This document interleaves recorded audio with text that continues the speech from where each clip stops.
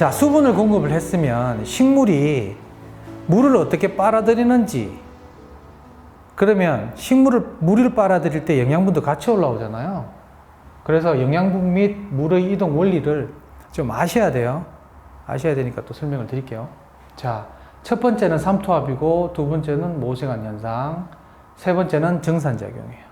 자, 삼투압 한번 볼게요. 용질의 농도가 낮은 쪽에서 농도가 높은 쪽으로 용매가 옮겨가는 현상. 굉장히 어렵죠? 무슨 말인지 저도 모르겠어요.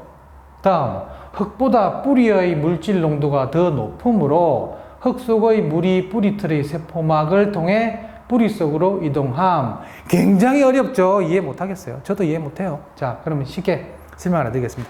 자, 김장 담글 때 엄마들이 어떻게 했어요?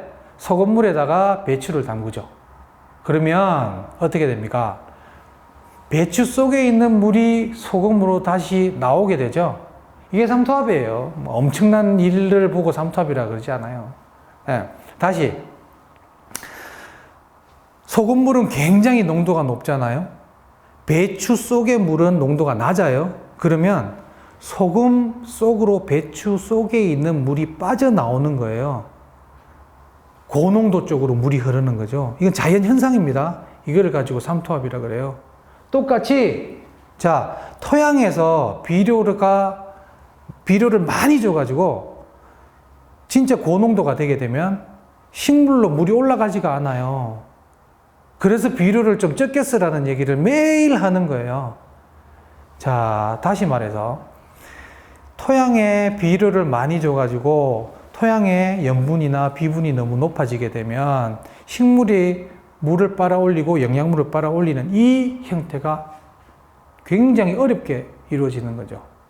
그러면 여러분들은 나는 비료도 많이 주고 영양분도 엄청나게 많이 줬는데 열매가 안 커. 미쳐버리겠어. 그러면 내년에 비료 더 많이 줘야 되겠어. 그럼 거꾸로 어떻게 될까요? 더 안 크는 거죠. 극단적인 예를 하나 말씀을 드려볼게요. 고추나무를요, 하나 심어요. 하우스에다가 고추를 심어가지고, 고추가 탁 열리고 나면, 요소를 한 바가지를 탁 줘봐요. 그러면, 고추나무가 바짝 말라 죽죠. 그런 경험 해보셨을 거예요. 왜? 고추 심어놓고 중간에다가 옷걸음을 넣거든요. 왜 죽을까요? 이 현상이에요, 이 현상. 삼투압 현상. 뿌리가 옆에 요소한테 물을 다 뺏기는 거예요. 나무가 요소한테 물을 다 뺏기게 되는 거예요. 그래서 바짝 말라 죽는 이런 형태가 생기는 거예요. 삼투압 이해하시겠습니까? 네. 다음은 모세관 현상이에요. 아까 모세관 현상이라는 말 나왔었죠. 식물이 이용하는 물의 자리, 모관수. 기억나십니까? 모르면 한 번 더 넘어가도 돼요, 앞으로. 자, 모세관 현상. 물의 응집력이라고도 얘기하고요.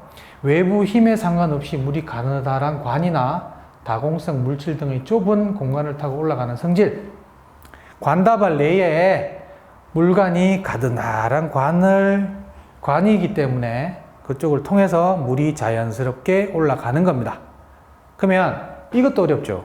무슨 얘기냐. 자, 여러분들 야구르트에다가 빨대 꼽아 보셨죠? 빨대. 야구르트에다가 빨대 꼽아 보시면 야구르트가 올라가 있는 그 양보다 빨대를 꼽았을 때 그 위로 더 많이 올라가요. 가만히 한번 보세요.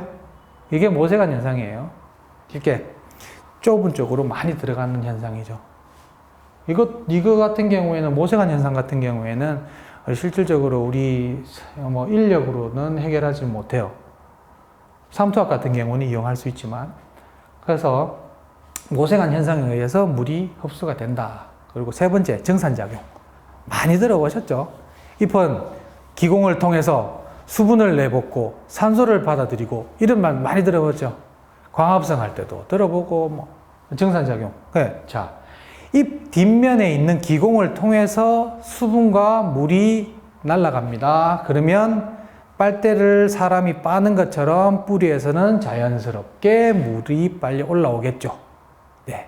이렇게 세 가지를 전체 다 서로서로 상호작용에 의해서 식물은 물이나 영양분을 빨아들이는 겁니다. 제일 중요한 거 기억하셔야 됩니다. 삼투압, 비료 많이 주면 안 된다는 거. 예 하나 들어드릴게요. 어떤 농민이 봉지 씌울 때까지, 샤인을 봉지 씌울 때까지 굉장히 잘 키웠어요. 엄청나게 잘 키웠단 말이에요. 엄청나게 잘 키웠는데, 봉지를 벗기고 보니까, 영양제도 많이 넣고 막 했는데, 봉지를 딱 벗기고 보니까, 봉지 씌우기 전에 열매 크기와 똑같은 크기가 딱 나온 거예요. 하나도 안 컸어. 그냥 그대로 있는 겁니다. 이게 왜 이랬을까요? 이분의 얘기를 쭉 들어보면, 5일에서 일주일에 한 번씩 비분을 계속 공급했는 거예요. 질소 한번 주고, 아미노산 한번 주고, 또 다시 질소 주고, 아미노산 주고, 마그네슘 주고, 계속 들어간 거죠. 그럼 토양에 비료의 농도가 엄청나게 높아져가지고, 삼투압에 의해서 식물이 하나도 영양분이나 물을 이동을 못 시킨 거죠. 이용을 못 한 거예요. 그래서 지 살기도 힘든데, 무슨 놈의 열매를 키우겠습니까? 이런 현상이 나타나게 되는 겁니다. 이해하셨죠? 네. 그래서 수분이 이렇게 존재한다. 수분이 이렇게 이동을 한다라는 걸 이해를 하시면 되겠습니다.